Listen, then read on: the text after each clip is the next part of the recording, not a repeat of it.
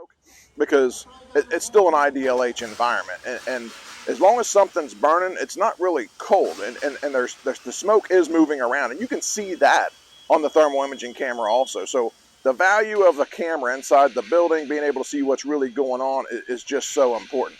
So at about 30 seconds after the first sprinkler went off, the second one went off, and then a minute after that, the third and fourth went off. So all combined, those 4 sprinkler heads were flowing maybe 350 to 400 gallons a minute.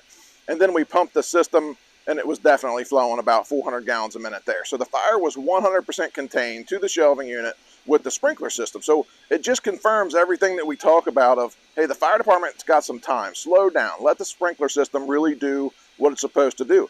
I said hook up, right? So we talk so much about when you pull up, hook up. Let the system work, but then we need to support the system, right? So it's really like Shane Ray says, that sprinkler system saying, when they give their can report, they're saying, hey, what we really need is for you to support us by giving us a little bit more water so that we can continue to flow. So, you know, some people get worried about like water damage or what's going on inside of these buildings. And what all these people really want is for us to save the building, because everything in there can be replaced. So all of their stock that gets smoke on it goes away. We see that at like Kroger grocery stores, Walmarts, at Target. There's a fire inside the building, they take everything out of it, a few days later they're back open. If they lose the building, they're going to be closed for months, right? It's going to start to cost them money.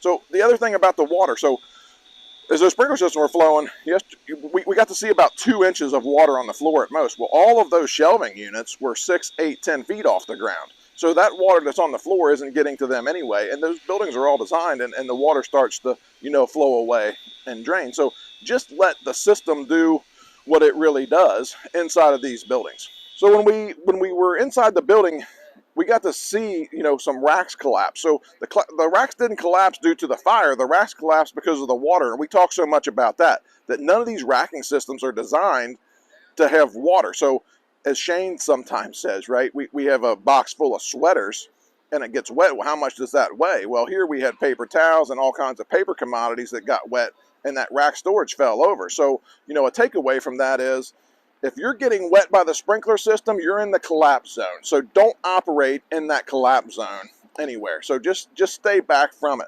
Another thing that we really took away from this is getting a 360 around the entire burn area inside the building before you make that choice to shut it down, because, you know, the damage is done. Let the sprinkler system eat and work and do what it's designed to do. We have time. Make sure that it's contained the fire 100%, that we have lines in place to continue to mop up the fire before we shut down the system.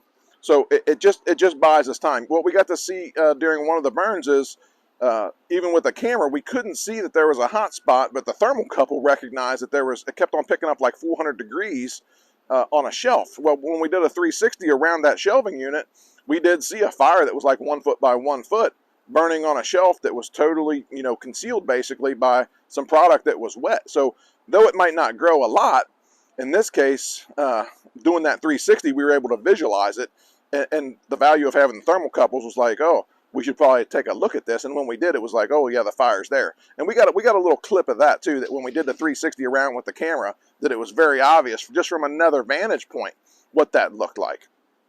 So the value of a camera inside the building compared to the naked eye, just bring your thermal imaging camera, use it for what you can use it for. You're able to see in some of the video the sprinkler head going off. I think there's great value in that. You could actually count how many sprinkler heads are going off. It was pretty defined from the floor level looking up, like what you could actually see. Just stay tuned to us. We got a bunch of videos that we're going to be pushing out from this week's training here with the National Fire Sprinkler Association and the Edina Fire Department.